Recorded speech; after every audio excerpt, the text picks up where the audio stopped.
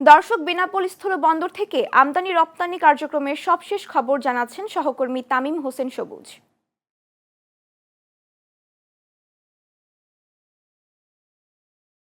ধন্যবাদ তুলসী আপনাকে।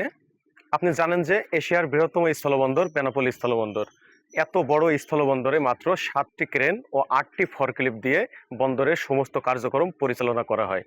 আমার পিছনে যে ক্রেনটি দেখতে পাচ্ছেন, এটি কিন্তু যার ধারণ ক্ষমতা আছে 60 টন, কিন্তু ওয়েট নিতে পারে মাত্র 20 টনের।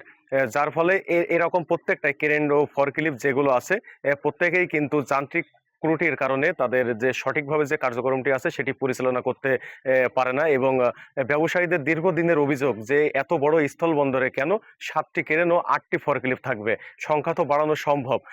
বেনাপোল স্থলবন্দর কর্তৃপক্ষের কাছে তারা দীর্ঘদিন ধরে অভিযোগ দিলেও এর কোনো সুরাহা মিলছে না। যার ফলে কিন্তু ব্যবসায়ীরা কঠিন হুঁশিয়ারি দিয়েছেন বন্দর কর্তৃপক্ষকে। আমি স্থলবন্দর কর্তৃপক্ষের সাথে কথা বলে জানতে পেরেছি যে অতি দ্রুতই এই সমস্যার সমাধানের চেষ্টা করছে তারা, এবং তারা সফলও হবেন।